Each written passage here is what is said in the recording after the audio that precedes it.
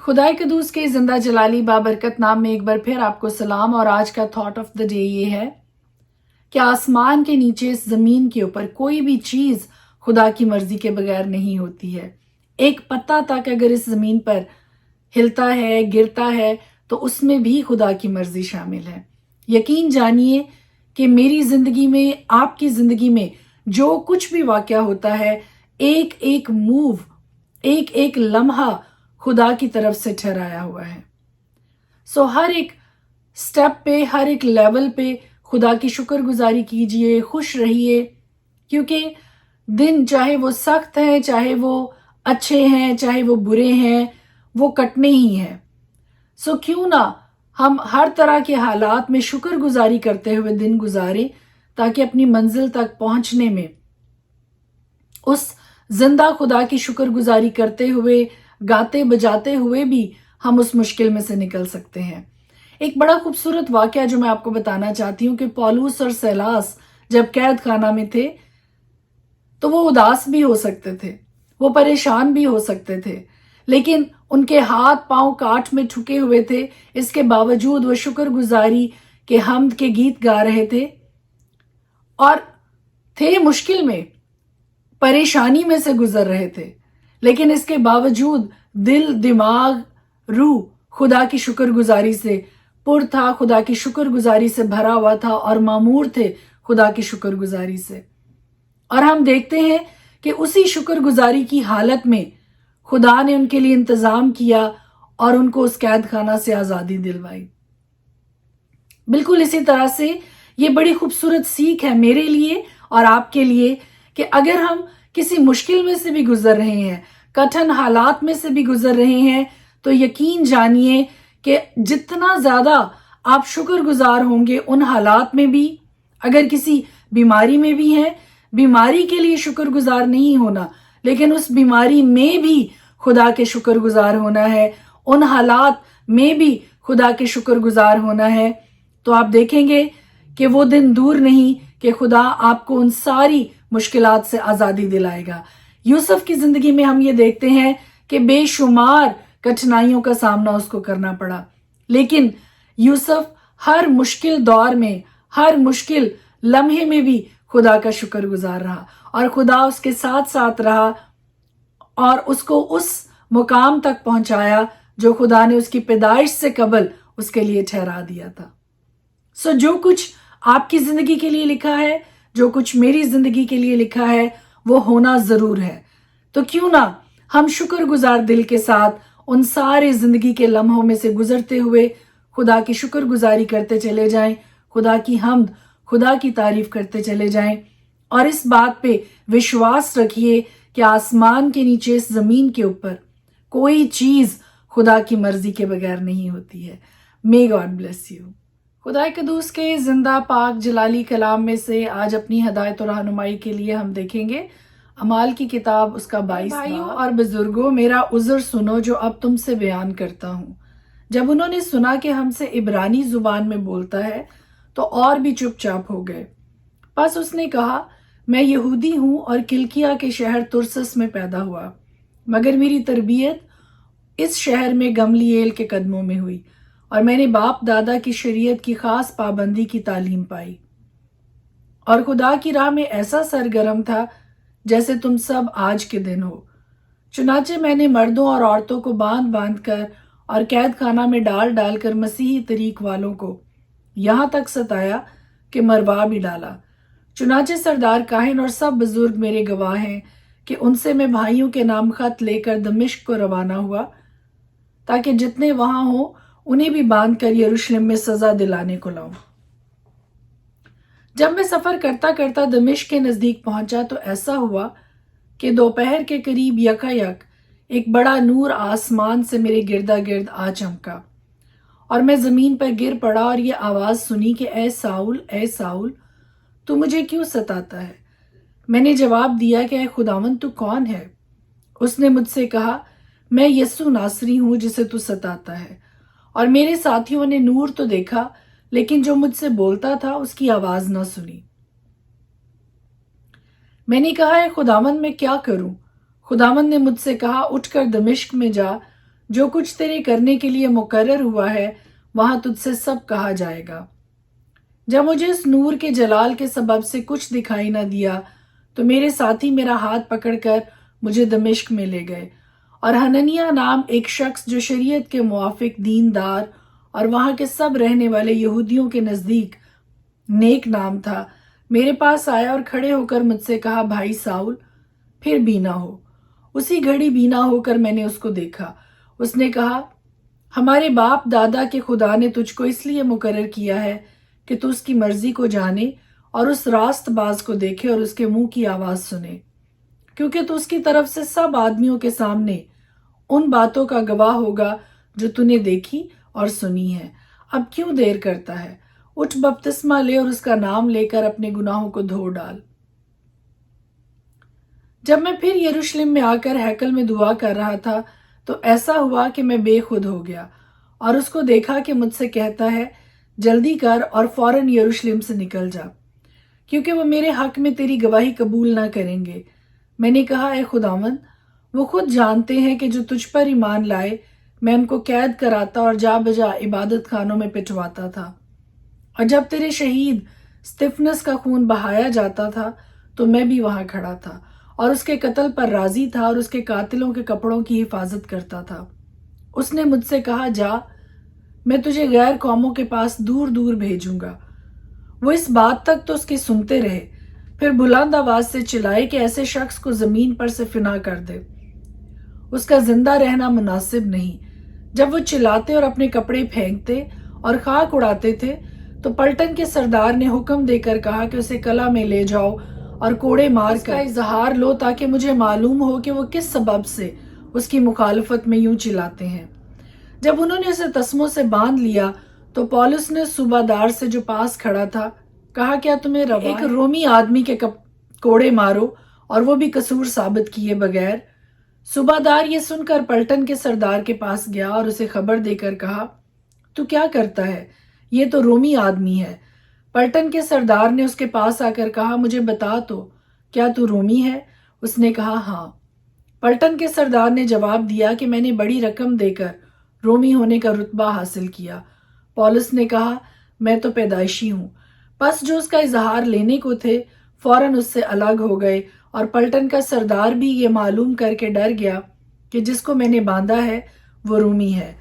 صبح کو یہ حقیقت معلوم کرنے کے ارادہ سے کہ یہودی اس پر کیا الزام لگاتے ہیں، اس نے اس کو کھول دیا اور سب صدر عدالت والوں کو جمع ہونے کا حکم دیا اور پولس کو نیچے لے جا کر ان کے سامنے کھڑا کر دیا۔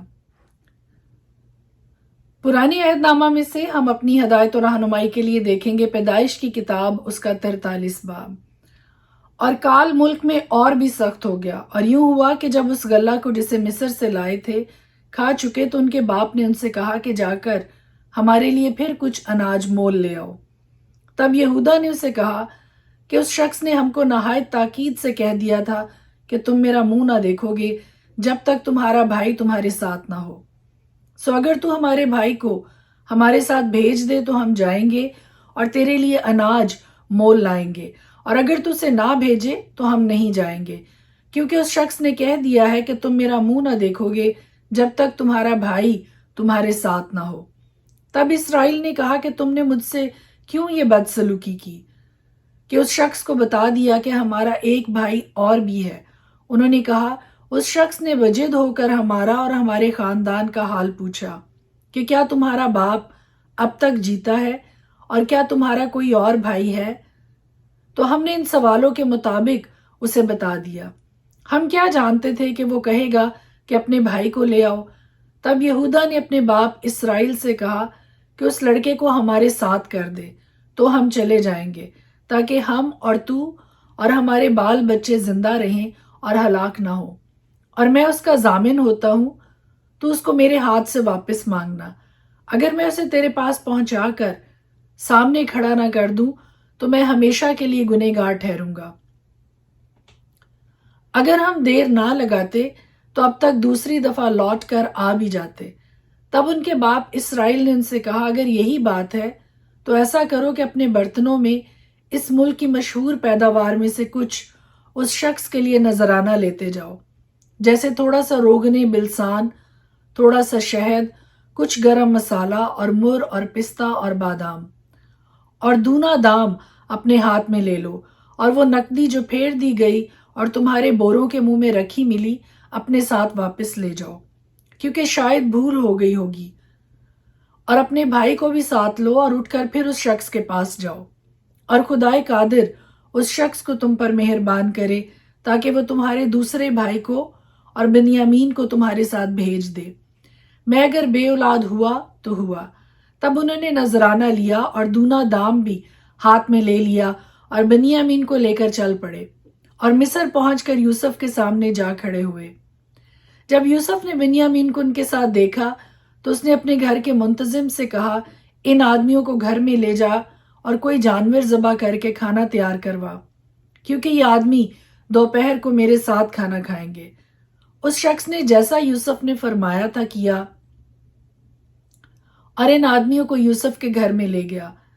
جب ان کو یوسف کے گھر میں پہنچا دیا تو ڈر کے مارے کہنے لگے کہ وہ نقدی جو پہلی دفعہ ہمارے بوروں میں رکھ کر واپس کر دی گئی تھی، اسی کے سبب سے ہم کو اندر کروا دیا ہے، تاکہ اسے ہمارے خلاف بہانہ مل جائے اور وہ ہم پر حملہ کر کے ہم کو غلام بنا لے اور ہمارے گدھوں کو چھین لے۔ اور وہ یوسف کے گھر کے منتظم کے پاس گئے اور دروازہ پر کھڑے ہو کر اس سے کہنے لگے، جناب، ہم پہلے بھی یہاں اناج مول لینے آئے تھے، اور یوں ہوا کہ جب ہم نے منزل پر اتر کر اپنے بوروں کو کھولا تو اپنی پوری تلی ہوئی نقدی اپنے اپنے بورے کے منہ میں رکھی دیکھی، سو ہم اسے اپنے ساتھ واپس لیتے آئے ہیں، اور ہم اناج مول لینے کو اور بھی نقدی ساتھ لائے ہیں۔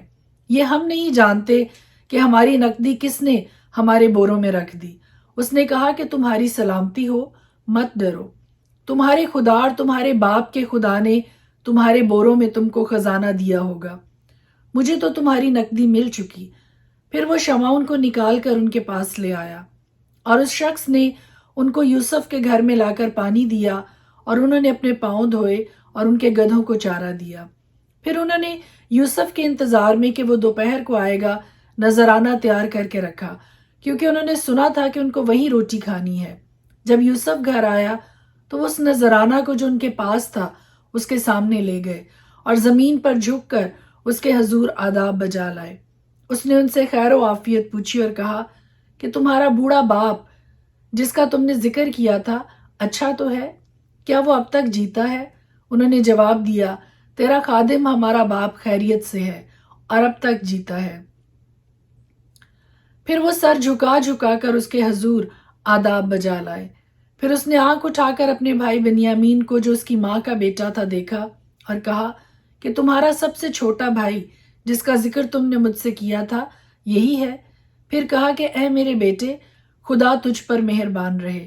تب یوسف نے جلدی کی، کیونکہ بھائی کو دیکھ کر اس کا جی بھر آیا اور وہ چاہتا تھا کہ کہیں جا کر روئے، سو وہ اپنی کوٹری میں جا کر وہاں رونے لگا۔ پھر وہ اپنا منہ دھو کر باہر نکلا اور اپنے کو ضبط کر کے حکم دیا کہ کھانا چنو، اور انہوں نے اس کے لیے الگ اور ان کے لیے جدا اور مصریوں کے لیے جو اس کے ساتھ کھاتے تھے جدا کھانا چنا، کیونکہ مصر کے لوگ عبرانیوں کے ساتھ کھانا نہیں کھا سکتے تھے، کیونکہ مصریوں کو اس سے کراہیت ہے۔ اور یوسف کے بھائی اس کے سامنے ترتیب وار اپنی عمر کی بڑائی اور چھوٹائی کے مطابق بیٹھے اور آپس میں حیران تھے۔ پھر وہ اپنے سامنے سے کھانا اٹھا کر حصے کر کر کے ان کو دینے لگا، اور بنیامین کا حصہ ان کے حصوں سے 5 گنا زیادہ تھا، اور انہوں نے میں پی اور اس کے ساتھ خوشی منائی۔ پیدائش کی کتاب اس کا 44 باب۔ پھر اس نے اپنے گھر کے منتظم کو یہ حکم دیا کہ ان آدمیوں کے بوروں میں جتنا اناج وہ لے جا سکے بھر دے، اور ہر شخص کی نقدی اسی کے بورے کے منہ میں، میرا چاندی کا پیالہ سب سے چھوٹے کے بورے کے منہ میں اس کی نقدی کے ساتھ رکھنا۔ چنانچہ اس نے یوسف کے فرمانے کے مطابق عمل کیا۔ صبح روشنی ہوتے ہی یہ آدمی اپنے گدھوں کے ساتھ رخصت کر دیے گئے۔ وہ شہر سے نکل کر ابھی دور بھی نہیں گئے تھے کہ یوسف نے اپنے گھر کے منتظم سے کہا، جا ان لوگوں کا پیچھا کر، اور جب تو ان کو جا لے تو ان سے کہنا کہ نیکی کے عوض تم نے بدی کیوں کی؟ کیا یہ وہی چیز نہیں جس سے میرا آقا پیتا اور اسی سے ٹھیک فال بھی کھولا کرتا ہے؟ تم نے جو یہ کیا سو برا کیا۔ اور اس نے ان کو جا لیا اور یہی باتیں ان سے کہیں۔ تب انہوں نے اس سے کہا کہ ہمارا خداوند ایسی باتیں کیوں کہتا ہے؟ خدا نہ کرے کہ تیرے خادم ایسا کام کرے، بھلا جو نقدی ہم کو اپنے بوروں کے منہ میں ملی اسے تو ہم ملک کنعان سے تیرے پاس واپس لے آئے، پھر تیرے آقا کے گھر سے چاندی یا سونا کیوں کر چرا سکتے ہیں؟ سو تیرے خادموں میں سے جس کسی کے پاس وہ نکلے وہ مار دیا جائے، اور ہم بھی اپنے خداوند کے غلام ہو جائیں گے۔ اس نے کہا کہ تمہارا ہی کہنا صحیح، جس کے پاس وہ نکل آئے وہ میرا غلام ہوگا اور تم بے گناہ ٹھہرو گے۔ تب انہوں نے جلدی کی اور ایک ایک نے اپنا بورا زمین پر اتار لیا اور ہر شخص نے اپنا بورا کھول دیا۔ سو وہ ڈھونڈنے لگا اور سب سے بڑے سے شروع کر کے سب سے چھوٹے پر تلاشی ختم کی، اور پیالہ بنیامین کے بورے میں ملا۔ تب انہوں نے اپنے پیراہن چاک کیے اور ہر ایک اپنے گدھے کو لاد کر الٹا شہر کو پھرا، اور یہودا اور اس کے بھائی یوسف کے گھر آئے، وہ اب تک وہیں تھا۔ سو وہ اس کے آگے زمین پر گرے۔ تب یوسف نے ان سے کہا، تم نے یہ کیسا کام کیا؟ کیا تم کو معلوم نہیں کہ مجھ سا آدمی ٹھیک فال کھولتا ہے؟ یہودا نے کہا کہ ہم اپنے خداوند سے کیا کہیں؟ ہم کیا بات کریں یا کیوں کر اپنے کو بری ٹھہرائیں؟ خدا نے تیرے خادموں کی بدی پکڑ لی، سو دیکھ ہم بھی اور وہ بھی جس کے پاس پیالہ نکلا دونوں اپنے خداوند کے غلام ہیں۔ اس نے کہا، خدا نہ کرے کہ میں ایسا کروں۔ جس شخص کے پاس یہ پیالہ نکلا وہی میرا غلام ہوگا، اور تم اپنے باپ کے پاس سلامت چلے جاؤ۔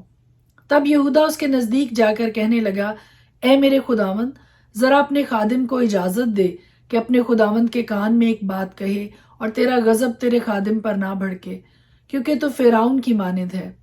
میرے خداوند نے اپنے خادموں سے سوال کیا تھا کہ تمہارا باپ یا تمہارا بھائی ہے؟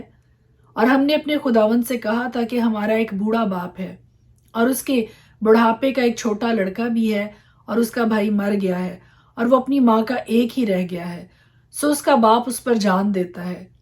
تب تو نے اپنے خادموں سے کہا کہ اسے میرے پاس لے آؤ کہ میں اسے دیکھوں۔ ہم نے اپنے خداوند کو بتایا کہ وہ لڑکا اپنے باپ کو چھوڑ نہیں سکتا، کیونکہ اگر وہ اپنے باپ کو چھوڑے تو اس کا باپ مر جائے گا۔ پھر تو نے اپنے خادموں سے کہا کہ جب تک تمہارا چھوٹا بھائی تمہارے ساتھ نہ آئے تم پھر میرا منہ نہ دیکھو۔ یوں ہوا کہ جب ہم اپنے باپ کے پاس جو تیرا خادم ہے پہنچے تو ہم نے اپنے خداوند کی باتیں اس سے کہیں۔ ہمارے باپ نے کہا، پھر جا کر ہمارے لیے کچھ اناج مول لاؤ۔ ہم نے کہا، ہم نہیں جا سکتے، ہمارا سب سے چھوٹا بھائی ہمارے ساتھ ہو تو ہم جائیں گے، کیونکہ جب تک ہمارا سب سے چھوٹا بھائی ہمارے ساتھ نہ ہو ہم اس شخص کا منہ نہ دیکھیں گے۔ اور تیرے خادم میرے باپ نے ہم سے کہا، تم جانتے ہو کہ میری بیوی کے مجھ سے 2 بیٹے ہوئے، ایک تو مجھے چھوڑ ہی گیا اور میں نے خیال کیا کہ وہ ضرور پھاڑ ڈالا گیا ہوگا، اور میں نے اسے اس وقت سے پھر نہیں دیکھا۔ اب اگر تم اس کو بھی میرے پاس سے لے جاؤ اور اس پر کوئی آفت آ پڑے تو تم میرے سفید بالوں کو غم کے ساتھ قبر میں اتارو گے۔ سو اب اگر میں تیرے خادم اپنے باپ کے پاس جاؤں اور یہ لڑکا ہمارے ساتھ نہ ہو تو چونکہ اس کی جان اس لڑکے کی جان کے ساتھ وابستہ ہے، وہ یہ دیکھ کر کہ لڑکا نہیں آیا مر جائے گا، اور تیرے خادم اپنے باپ کے جو تیرا خادم ہے سفید بالوں کو غم کے ساتھ قبر میں اتاریں گے۔ اور تیرا خادم اپنے باپ کے سامنے اس لڑکے کا ضامن بھی ہو چکا ہے، اور یہ کہا ہے کہ اگر میں اسے تیرے پاس واپس نہ پہنچا دوں تو میں ہمیشہ کے لیے اپنے باپ کا گنہگار ٹھہروں گا۔ اس لیے اب تیرے خادم کو اجازت ہو کہ وہ اس لڑکے کے بدلے اپنے خداوند کا غلام ہو کر رہ جائے، اور یہ لڑکا اپنے بھائیوں کے ساتھ چلا جائے، کیونکہ لڑکے کے بغیر میں کیا منہ لے کر اپنے باپ کے پاس جاؤں؟ کہیں ایسا نہ ہو کہ مجھے وہ مصیبت دیکھنی پڑے جو ایسے حال میں میرے باپ پر آئے گی۔ خدا کے پاک کلام کے پڑھے اور سنے جانے پر اس کی خاص برکت ہو۔